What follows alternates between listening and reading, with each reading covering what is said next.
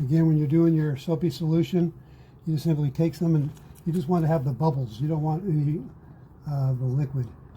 Just put plenty of bubbles on there and use your hand to hold it in place, and you can see if anything's coming up from there. So it's squeezing out between the back of your fingers. If there was anything there, it would be coming out to the front. So this beats having a mirror on the back. We just simply hold it. You can see everything. Check the whole valve. You can see there's nothing leaking on any part of it. Nothing's growing. And if you want more suds, just get more suds. There's gas in there, like this has nitrogen. It'll be forcing its way out, and it'll become like an atom bomb. I wish I could show you a leak. Then you would know what it looks like. But anyway, it forces its way out of there. It makes it look like an atom bomb went off. It just exploded like a mushroom cloud. So that's what happens with this. So what you want to do is just keep putting it everywhere and look for anything growing. Use your finger back. Your fingers are being used like a kind of like a lake, a pond in the back. So it's holding all this stuff on there, and you're rubbing it and you're holding it there. So it actually, if there was anything leaking, it would just be forcing its way out the top.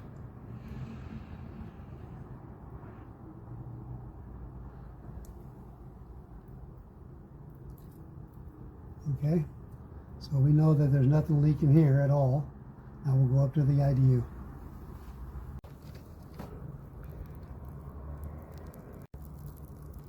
So you can see how what happens with a leak. Isn't that great? Finally got a leak. That's awesome. So anyway, I'll fix this leak, but that's what happens with your stuff when you have a leak. It just keeps growing and keeps trying to come out of there, okay?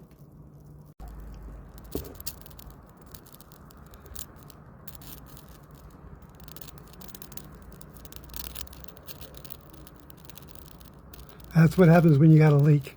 It just keeps growing and growing like an atom bomb, a mushroom cloud on an atom bomb. So now you'll know what to look for. It's not hard to see.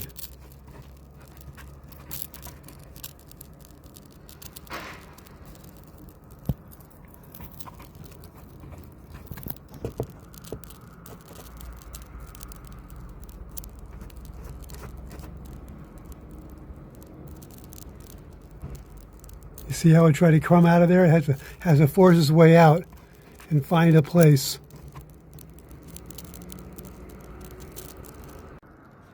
And now, no leaks.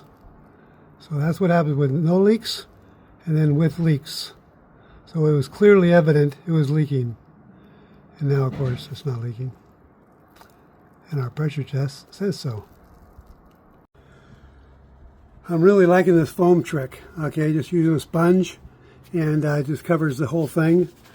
And so that way you're able to get it. Like I remember I showed you putting your hand behind there. Even having a sponge like this, even better. You can see that if there was anything trying to force its way through, it would have to force its way up and through everything. So it's all covered with the sponge. So that seems like a much better idea. Again, this is just dish soap and be able to find leaks. Again, I was hoping for another leak, so I'd be able to show you, but one can hope. Just put it everywhere. Get that suds everywhere, and then bring it around.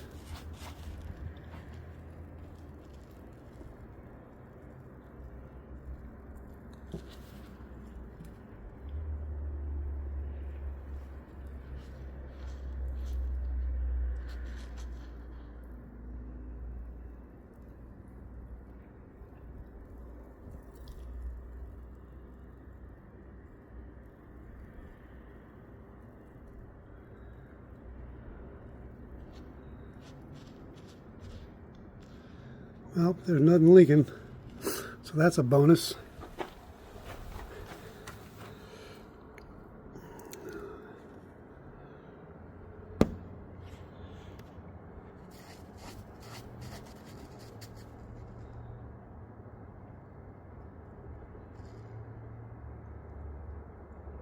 You can see if you hold it like that, there's just no way anything can get out.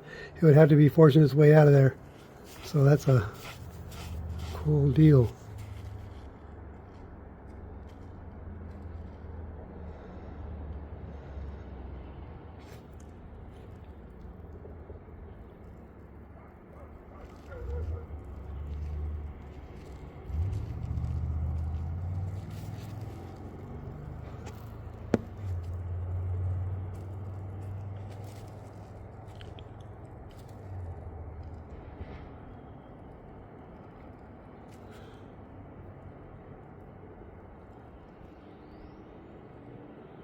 Nice, nothing's leaking.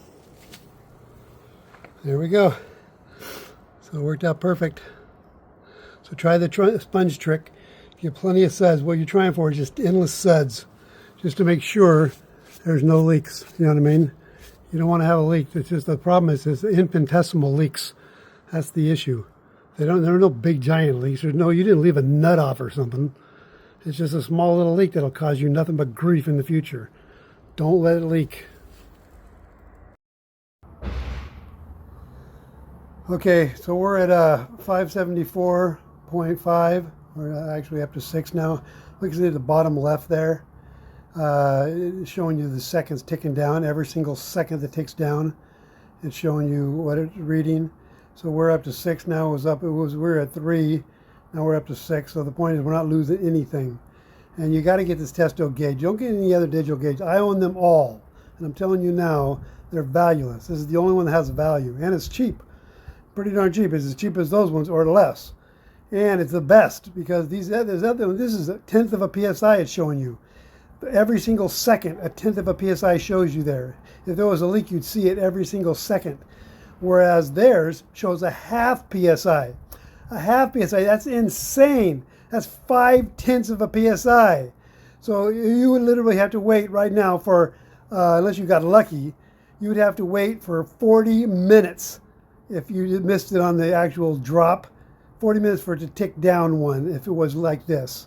If it was just vacillating on between 574.5 and 574.6. You'd never see that. You'd take 40 minutes to see a click down one. Anyway, maybe longer, maybe 80 minutes. The point is, half PSI totally bites. 1 PSI is freaking fantastic. One tenth of a PSI. 1/10 of a PSI is way better. 5 times better. And 5 times faster. Anyway, get this gauge. It's the best. I'm in love with this valve core removal tool, mainly because it's $20. $20, man! Come on! I own all of them. I tell you, I own every valve core removal tool on the planet, and they're all great. All the good name brand ones are fantastic. They hold a vacuum. They're fantastic. So this thing here is held up to a very high pressure. Now I don't know if it'll hold a vacuum yet. We're going to find out. But so far under the pressure, man, that's wonderful. It's doing as good as all my good ones. So like I said, I own all the name brand ones. All the hokey doke ones, they're not worth anything. The ones you find on Amazon for $20, they're valueless. And this one here I got on Temu for $20. The first time I've seen it too, so it's relatively new, or at least new to this market. And fantastic. And the valve off is fantastic. It looks great. All the cheap ones are just totally hose monsters. They're worthless. But this thing here has been fantastic so far for the pressure test. So super excited, super stoked. Hopefully it'll work for the vacuum too. Well, we're going to find out. When you're letting out your nitrogen, you want to go about that slow so it dries out the system and helps to dry it out. And so that's what you're looking for. You can see water, you can see stuff actually dripping out of that thing. Look at it. See that? I don't know, have no idea what that's from. I've never seen it before. But regardless, that's a bonus. Get that crap out of that line. That stuff I got to vacuum. I don't even know what it is. But these were nice, tight line sets, dry. So I don't know where it came from. Maybe the IDU, I don't know. We'll have to find out. If it doesn't pull a vacuum, we'll investigate further. But anyway, you want it nice and slow to help dry out the system, okay? So when you let out your nitrogen, however much you have, you want to turn it on about that low. Okay, so far this is the system I want you to use. Now it's possible I'm going to change up because we're not positive about the new valve core removal tool yet, whether it'll hold a vacuum or not. We are testing out, this is the second time we've run our sister or brother to the Testo pressure gauges, the Testo Micron gauge, and we'll be looking at that thing on the Smart app also as we get going. Of course, I want you, if you're not going to remove your valve core, I want you using a charging valve so it pushes the valve core all the way in and gives you as much freedom as possible. You can see right here that you have, there's a 1/4 inch tube. Here they say it's 3/16, whatever. But anyway, it's a whole full opening. If your valve core was removed, that would be going all the way through there. But with a valve core in there, which is very, very small, it takes up the whole space.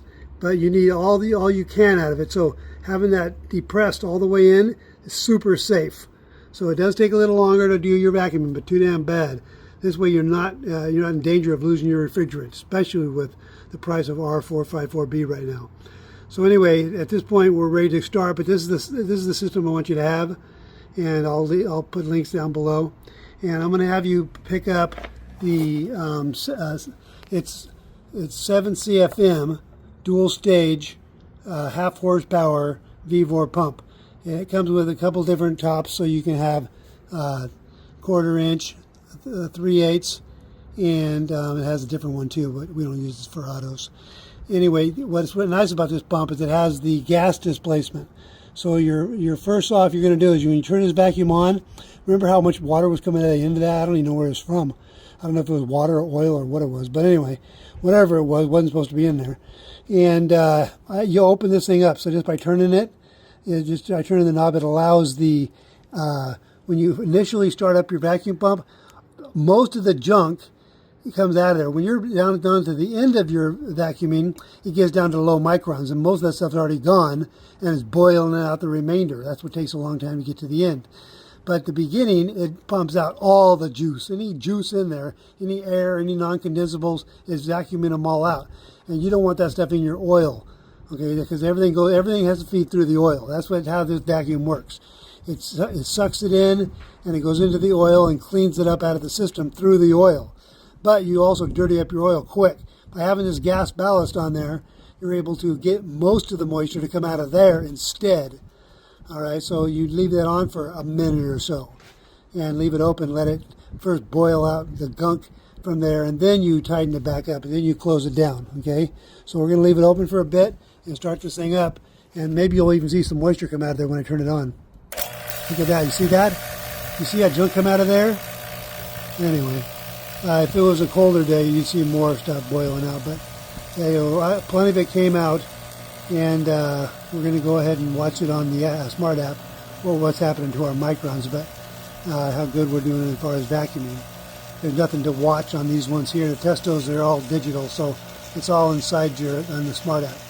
So anyway, at this point, it's been close to 30 seconds or a minute. I'm going to go ahead and close it down, and that'll work. Now we'll start just vacuuming just like normal. All right? We'll go to the app. But that's the system right there.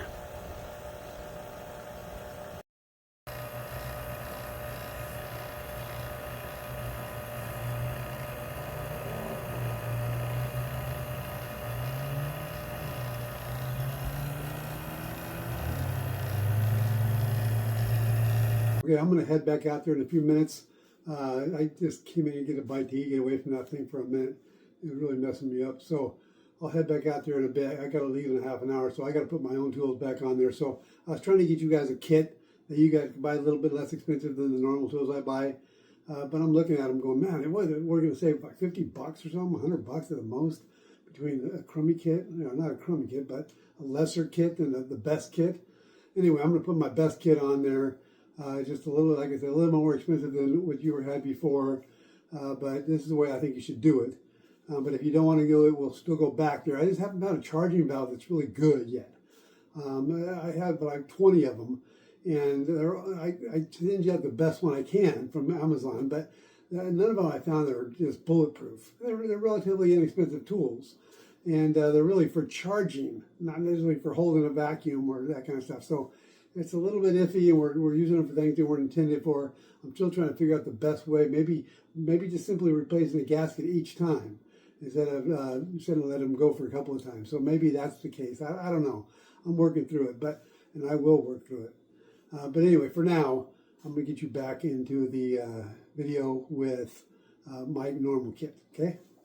Sorry about that. I had to change things up, man. Something didn't work, and I don't have time to mess with it right now. So I'll get back to you later, though, I promise.